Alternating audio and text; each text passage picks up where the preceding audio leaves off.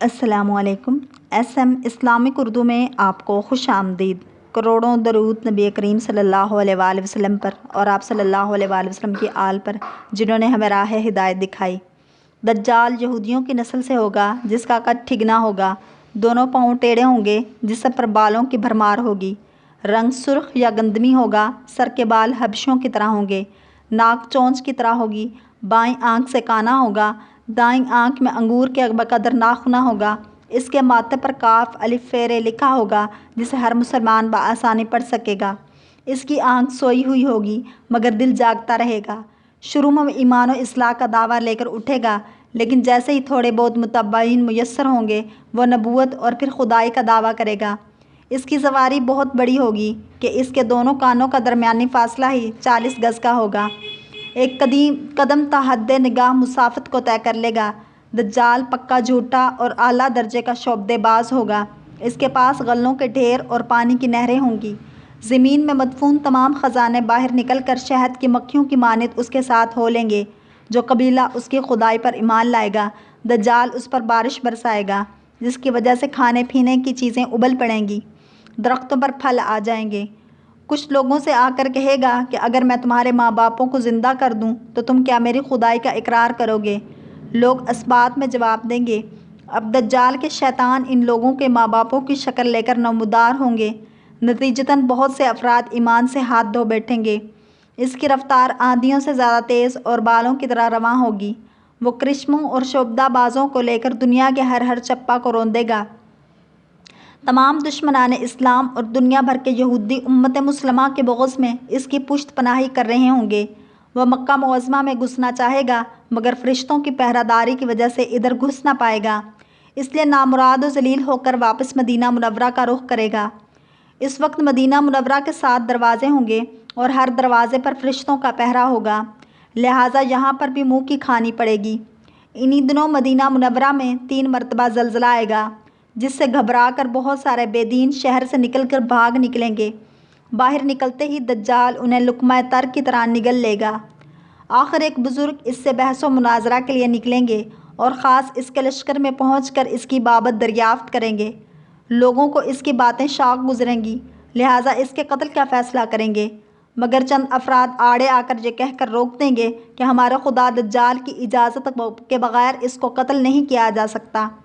چنانچہ اس بزرگ کو دجال کے دربار میں حاضر کیا جائے گا، جہاں پہنچ کر یہ بزرگ چلا اٹھے گا کہ میں نے پہچان لیا کہ تو ہی دجال ملعون ہے، اور رسول اللہ صلی اللہ علیہ وآلہ وسلم نے ہمیں تیرے ہی خروج کی خبر دی تھی۔ دجال اس خبر کو سنتے ہی آپے سے باہر ہو جائے گا اور اس کو قتل کرنے کا فیصلہ کرے گا۔ درباری فوراً اس کے 2 ٹکڑے کر دیں گے۔ دجال اپنے حواریوں سے کہے گا کہ اب اگر میں اس کو دوبارہ زندہ کر دوں تو کیا تم کو میری خدائی کا پختہ یقین ہو جائے گا؟ یہ دجالی گروپ کہے گا کہ ہم تو پہلے ہی سب آپ کو خدا مانتے ہوئے آ رہے ہیں، البتہ اس معجزے سے ہمارے یقین میں اور اضافہ ہو جائے گا۔ دجال اس بزرگ کے دونوں ٹکڑوں کو اکٹھا کر کے زندہ کرنے کی کوشش کرے گا۔ ادھر وہ بزرگ بوجہ حکم الہی کھڑے ہو جائیں گے اور کہیں گے کہ اب تو مجھے اور زیادہ یقین آ گیا ہے کہ تو ہی دجال ملعون ہے۔ وہ جھنجھلا کر دوبارہ انہیں ذبح کرنا چاہے گا، لیکن اب اس کی قدرت سلب کر لی جائے گی۔ دجال شرمندہ ہو کر انہیں اپنی جہنم میں جھونک دے گا، لیکن یہ آگ ان کے لیے ٹھنڈی اور گلزار بن جائے گی۔ اس کے بعد وہ شام کا رخ کرے گا، لیکن دمشق پہنچنے سے پہلے ہی حضرت مہدی علیہ السلام وہاں آ چکے ہوں گے۔ دجال دنیا میں صرف 40 دن رہے گا، ایک دن 1 سال، دوسرا 1 مہینہ اور تیسرا 1 ہفتہ کے برابر ہوگا، بقیہ معمول کے مطابق ہوں گے۔ امام مہدی علیہ السلام دمشق پہنچتے ہی زور و شور سے جنگ کی تیاریاں شروع کر دیں گے، لیکن صورتحال بظاہر دجال کے حق میں ہوگی، کیونکہ وہ اپنے مادی و افرادی طاقت کے بل پر پوری دنیا میں دھاک بٹھا چکا ہوگا۔ اس لیے عسکری طاقت کے اعتبار سے تو اس کی شکست بظاہر مشکل ہوگی، مگر اللہ تعالیٰ کی تائید اور نصرت کا سب کو یقین ہوگا۔ حضرت مہدی علیہ السلام اور تمام مسلمان اسی امید کے ساتھ دمشق میں دجال کے ساتھ جنگ کی تیاریوں میں ہوں گے۔ تمام مسلمان نمازوں کی ادائیگی دمشق کی قدیم شاہراہ آفاق مسجد میں جامع اموی میں ادا کرتے ہوں گے۔ ملی شہرازہ لشکر کی ترتیب اور یہودیوں کے خلاف صف بندی کو منظم کرنے کے ساتھ ساتھ مہدی علیہ السلام دمشق میں اس کو اپنی فوجی سرگرمیوں کا مرکز بنائیں گے۔ اور اس وقت یہی مقام ان کا ہیڈ کوارٹر ہوگا۔ امام مہدی علیہ السلام ایک دن نماز پڑھانے کے لیے مصلی کی طرف بڑھیں گے تو عین اسی وقت حضرت عیسیٰ علیہ السلام کا نزول ہوگا۔ نماز سے فارغ ہو کر لوگ دجال کے مقابلے کے لیے نکلیں گے۔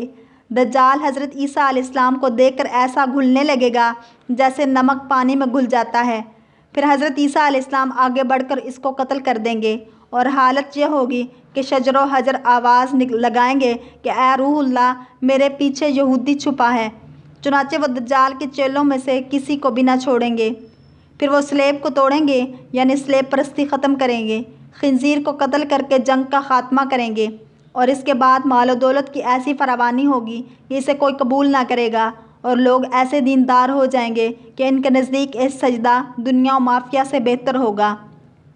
اللہ تعالیٰ ہمیں دجال کے فتنوں سے محفوظ رکھے۔ اگر آپ کو یہ ویڈیو پسند آئی ہے تو لائک، شیئر اور سبسکرائب کریں تاکہ ایسی اسلامک ویڈیوز آپ تک پہنچتی رہیں۔